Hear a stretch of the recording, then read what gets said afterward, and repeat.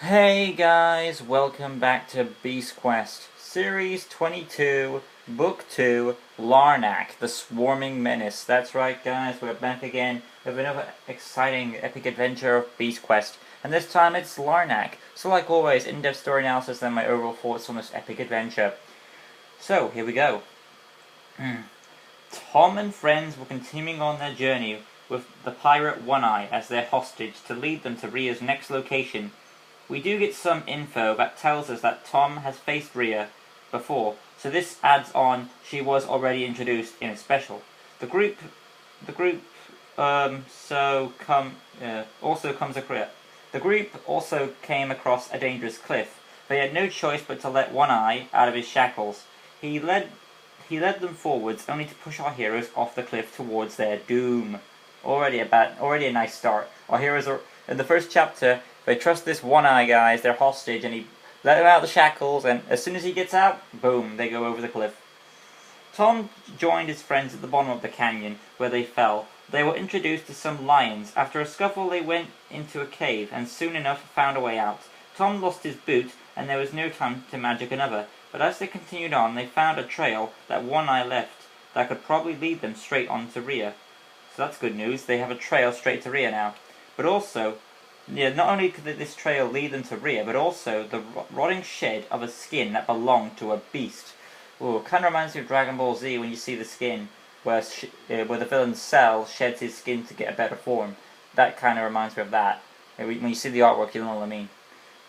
Tom and friends continued their pursuit to find Ria, but not only did they find Ria, but the actual power source she was after, the Elixir Wells, which was revealed to be floating rocks that contain a mystical sap that helps Senpeo make his ship fly.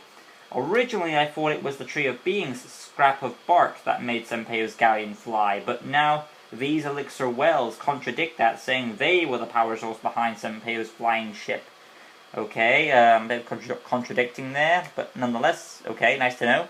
Anyway, Daltec makes our heroes invisible, so our heroes can get the jump on Ria, but the spell wears off sooner than expected, alerting Ria to their presence and making her summon the next beast, Larnak, who was looking at Eleanor. Great. Eleanor quickly joined Tom, and together they did their best to fight off Larnak. They do confirm that Larnak is a female, so that's nice to know. Eleanor's arrows had no effect against Larnak's big shell.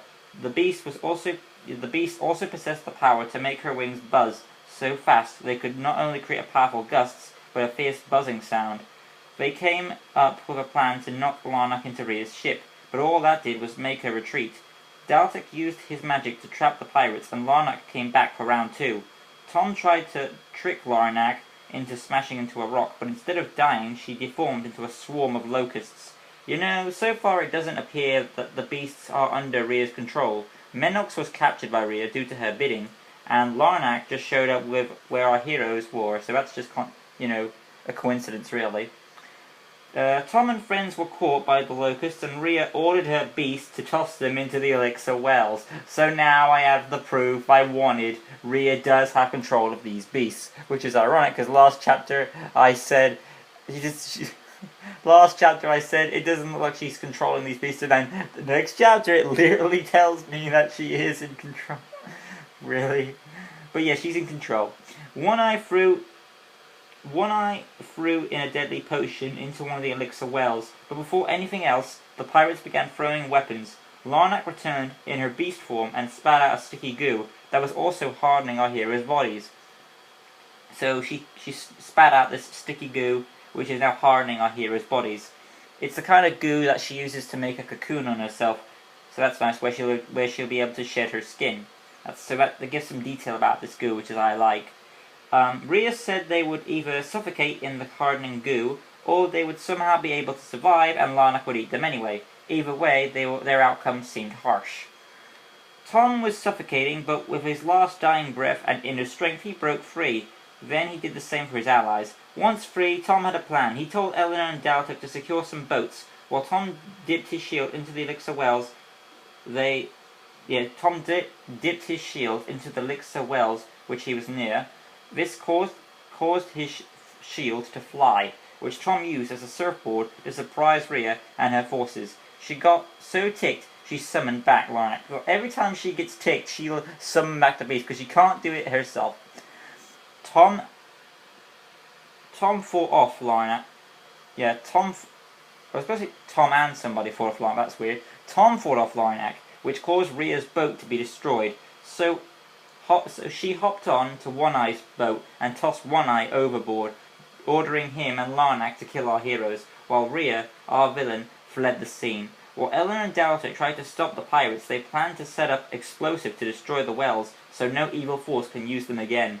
That would stop Rhea's plan, I wouldn't lie, so I do like that Tom is thinking of the bigger picture in having to stop Rhea. Instead of beating her beasts, he's targeting her objective, so she has no plan. Larnak was tough, despite Tom winning, dodging her attacks, and seeing what he believed to be a weak spot under Larnak's back. She quickly deformed into her swarm form to stop him. Then, when she reformed, Tom spotted Larnak's underbelly. Larnak's underbelly was not so protected like previous beasts before her. So yeah, once again we have another beast with an underbelly as its weakness. We also learn when an explosive blast went off, it affects Larnak, so that's something to know, causing her beast form to be flown back. Or in a swarm form, it confuses her locust. So if she has like this blast of loud sound in her ear, in her beast form it will flow her back, it will push her back. In her swarm form it will confuse her locusts.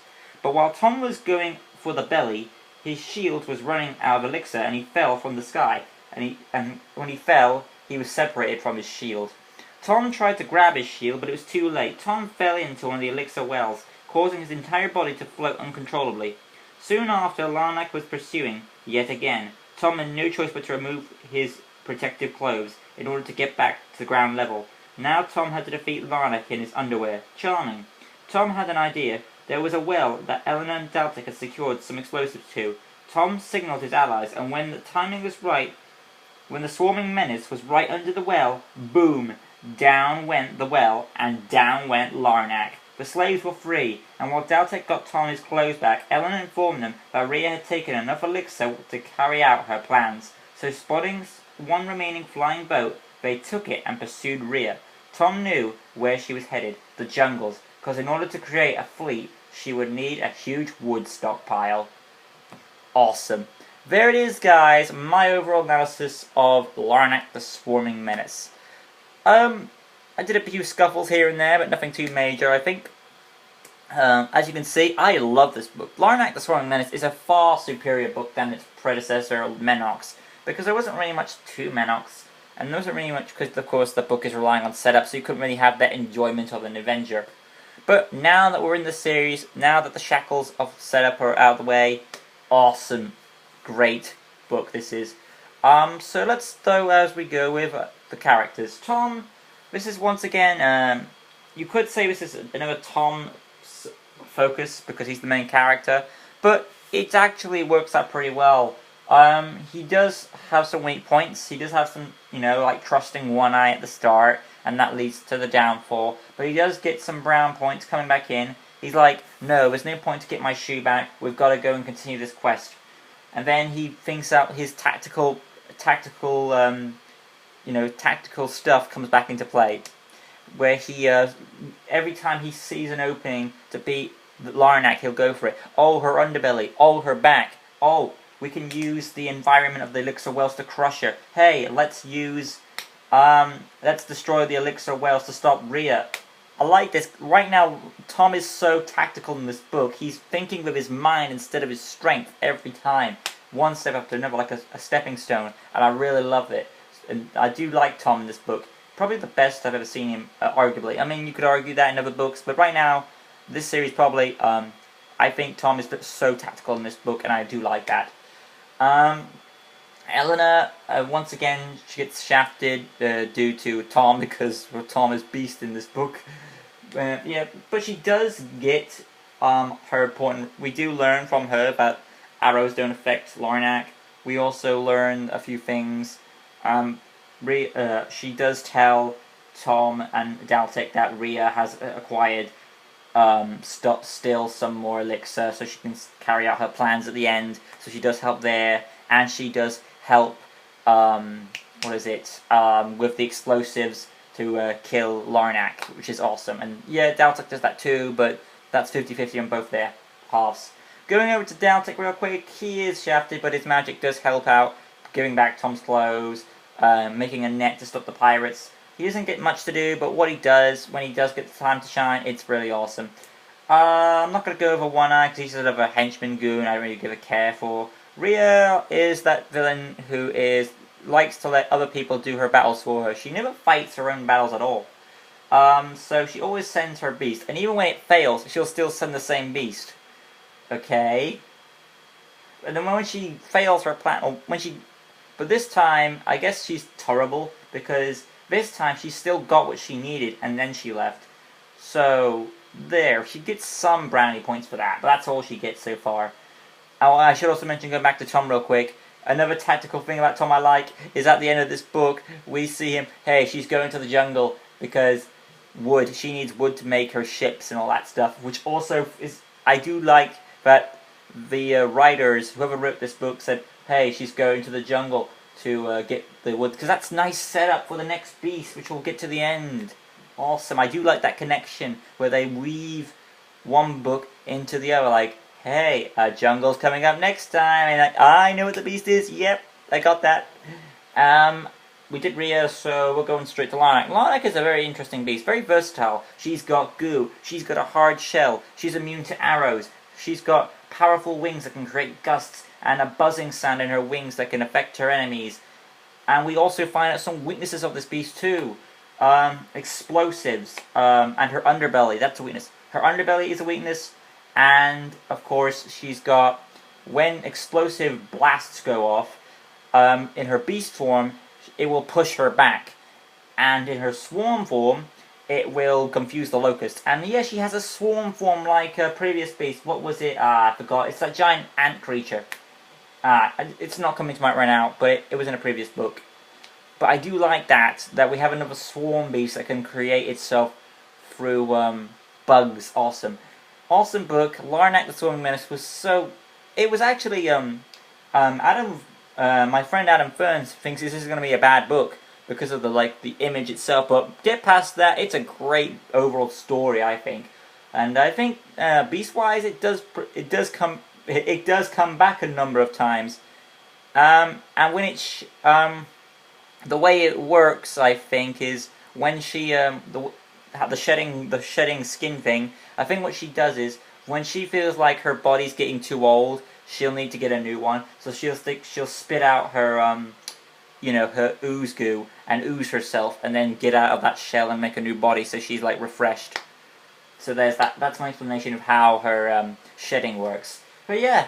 This is it, guys. My overall thoughts on Larnak the Swarming Menace. Hopefully you guys enjoyed it. If you did, make sure to like, comment, go subscribe, all that good stuff. Hit the notification bell button right in the corner so you can stay tuned with all Beast Quest related topics on my channel and various other content on there. And as you know, there is of course an upcoming Q&A for 600 subscribers coming, so I'll put an annotation down in the link below.